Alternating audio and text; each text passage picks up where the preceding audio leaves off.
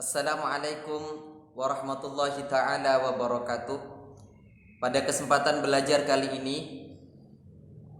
tentang mata pelajaran Ahlus Sunnah wal Jamaah atau disingkat Aswaja untuk kelas 8. Yang sebelumnya kita sudah belajar tentang Ahlus Sunnah wal Jamaah dari aspek sejarahnya.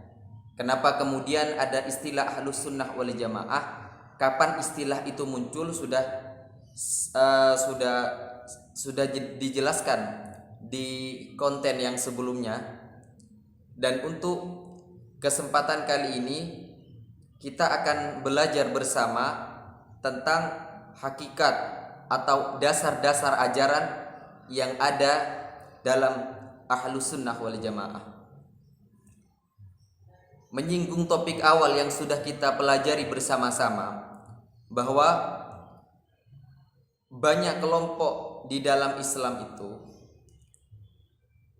yang kemudian dalam sabda Nabi menjadi 73 golongan, sedangkan yang selamat hanya satu golongan.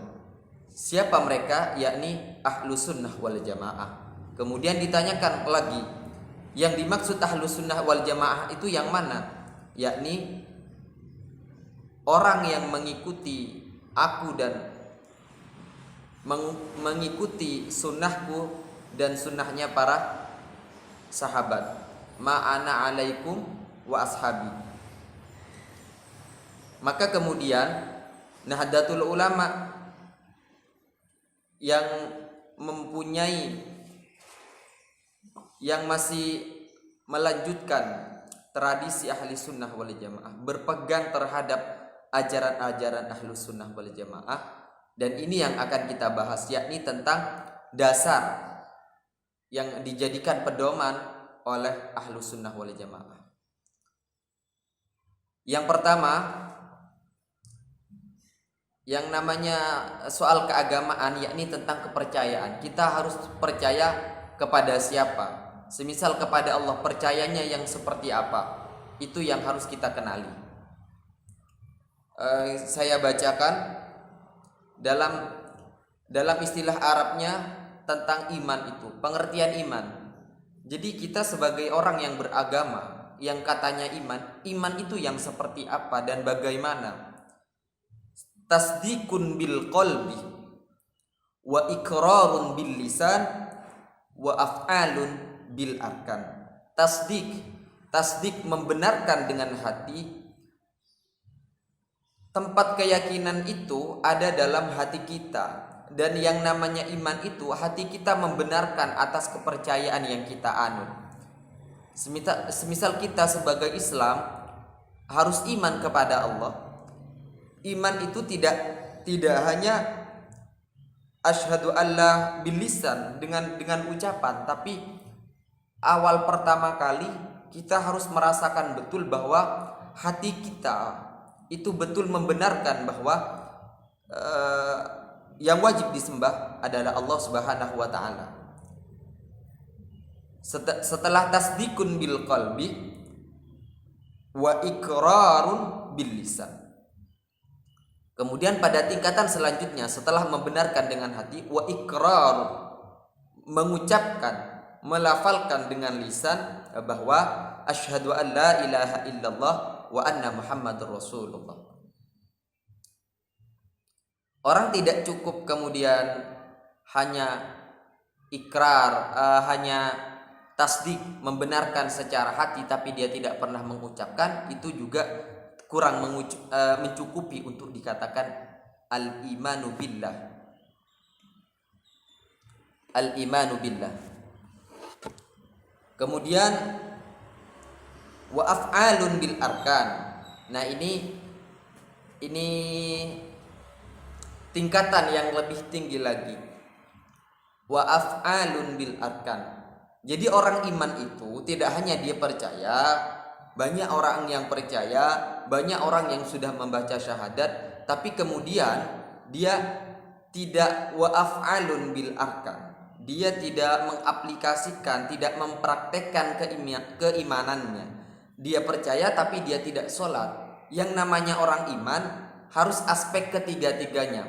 Hati membenarkan, lisan berbicara, mengikrarkan, melafalkan syahadatain. Kemudian anggota tubuh kita juga mempraktekkan bahwa kita iman. Maka seluruh anggota tubuh kita itu membaktikan diri terhadap Allah Subhanahu wa taala. Itu dasar pertama tentang masalah kepercayaan yang ada dalam ajaran Ahlus Sunnah wal Jamaah. Dan Nahdlatul Ulama memang yang diajarkan adalah semua pedoman-pedoman Ahlus Sunnah wal Jamaah. Yang kedua tentang sumber ajaran Islam.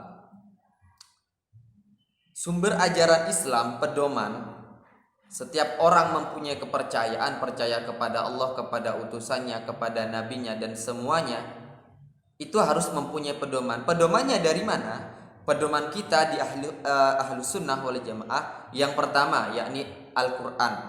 Al-Quran diturunkan oleh Allah melalui malaikat Jibril kepada Nabi Muhammad. Nabi Muhammad kemudian menyampaikan kepada seluruh umatnya, baik yang terdahulu sampai pun hari ini, itu juga berpedoman dalam. Dan Al-Quran ini langsung dijaga oleh Allah. Keaslian Al-Quran ini langsung dijaga oleh Allah.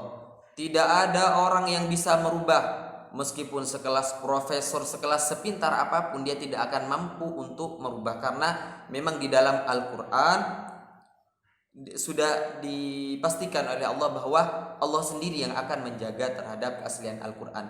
Jadi kita sholat, seluruh praktek-praktek dan ajaran-ajaran agama dan pedoman kehidupan manusia, baik hubungan dengan Allah ataupun hubungan antara manusia dengan manusia, itu pedoman pertamanya adalah Al-Quran. Pedoman kedua, kalau tidak ada di dalam Al-Quran semisal, maka ada sabda Nabi, ada hadis Nabi. Hadis Nabi itu apa? Seluruh perkataan, perbuatan, dan ketetapan Nabi itu adalah bagian daripada pedoman. Bahwa kalau Nabi sholat itu seperti yang kita lakukan, bahwa Nabi itu harus menghormati orang tua. Kita sebagai umat Islam harus menghormati orang tua. Sunnah-sunnah yang semacam itu dijadikan pedoman bagi kita, hadis-hadis Nabi. Wa ma yantiqu 'anil hawa in huwa illa wahyu yuha. Wa ma tidak ada yang diucapkan Nabi itu menurut hawa nafsu. Tidak ada yang diucapkan Nabi itu kemudian sia-sia. Yang diucapkan Nabi itu wa ma yantiqu 'anil hawa in huwa illa wahyu yuha. Tapi yang diucapkan Nabi itu juga bagian daripada wahyu, daripada sesuatu yang bisa dijadikan pedoman bagi kita umat Islam ala tariqat Ahlus Sunnah wal Jamaah. Kemudian ada ijma. Al-Quran ataupun hadis Nabi itu hanya menjelaskan pedoman-pedoman saja. Sedangkan kehidupan manusia ini berkembang, semakin hari semakin berkembang. Bahkan ada hal-hal baru yang harus dipecahkan tentang hukum Islam, tentang cara berkehidupan. Itu bukan tidak ada di dalam Al-Quran, cuma Al-Quran tidak menyebutkan secara langsung. Atau bahkan yang tidak ada pun, maka dalam Ahlus Sunnah wal Jamaah, ketika suatu perkara itu tidak bisa dipecahkan dengan Al-Quran dan Al-Hadis, maka di sini yang dijadikan panutan kita, pedoman kita, yakni ijma ulama. Ulama itu, posisi ulama itu al-ulama'u warasatul anbiya. Ulama itu adalah penerus, pewaris bukan pewaris harta, tapi pewaris ajaran-ajaran Nabi Muhammad sallallahu alaihi wasallam. Nah, di kalangan ulama sendiri pasti mereka punya komunikasi keilmuan. Ketika ada suatu perkara di masyarakat yang tidak bisa dipecahkan dengan Al-Quran atau Al-Hadis karena ada perkembangan modern semisal, maka yang dijadikan pedoman kita, dasar kita, yakni apa yang menjadi kesepakatan ulama tersebut. Mayoritas ulama sepakat seperti apa? Oh, bahwa hukum tentang peristiwa itu halal atau haram atau dan lain sebagainya. Itu yang dijadikan panutan setelah Al-Quran, kemudian Al-Hadis, kemudian di bawahnya lagi ada ijma, kesepakatan ulama. Karena ulama itu tidak berdiri sendiri, mereka ada sanadnya. Kemudian antara yang sesaman itu ada komunikasi keilmuan. Mereka selalu bermusyawarah. Jadi itu yang harus kita jadikan panutan. Kemudian setelah ijma ada kias. Kias ini sederhananya adalah menyamakan hukum cabang dengan hukum asal. Ini bagian daripada ijtihad. Jadi kalau ijma ulama tidak ada, maka di bawahnya alternatifnya ada kias. Kias itu bagaimana? Yang dimaksud dengan menyamakan hukum cabang dan hukum asal. Ada ilmunya juga, tidak kemudian sembrono main menyamakan aja, tidak begitu. Ada kaidah-kaidah sendiri. Namun untuk fase ini yang dimaksud kias adalah menyamakan hal cabang dengan hal asal. Satu contoh, bahwa obat-obatan hari ini yang dikatanya memabukkan, banyak sekarang pil-pil segala macam, bahkan sudah merambah dan merusak para pelajar kita. Di Al-Quran tidak menyebutkan narkoba, sabu, apa segala macam nama-nama yang baru itu. Tapi itu sama-sama memabukkan. Jadi kemudian dikias. Kalau yang disebutkan di dalam Al-Quran atau hadis itu adalah khamar. Khamar itu diharamkan di dalam Al-Quran, sedangkan sabu dan ini tidak disebutkan. Maka kemudian dikias bahwa sifat daripada khamar itu dilarangnya khamar karena memabukkan. Jadi maka kesimpulan hukumnya semua yang memabukkan, yang membuat mudarat itu tidak diperbolehkan. Itu contoh daripada kias. Kemudian di dalam fikihnya Ahlus Sunnah wal Jamaah itu mengikuti salah satu madzhabul arba'ah, mazhab yang 4. Ada Imam Hanafi, ada Imam Syafi'i, Imam Maliki, Imam Hambali. Dan di Indonesia ada lebih banyak mayoritas Imam Syafi'i. Memang di antara keempat-empatnya itu ada perbedaan, ada ikhtilaf. Cuma ikhtilaf itu bagian daripada rahmat. Dan itu yang bisa saya sampaikan secara singkat. Mungkin ada banyak kekeliruan, mohon koreksinya. Selamat belajar di rumah masing-masing. Semoga video ini setidaknya membantu dalam proses pembelajaran. Saya Al-Fakir Umar Faruk,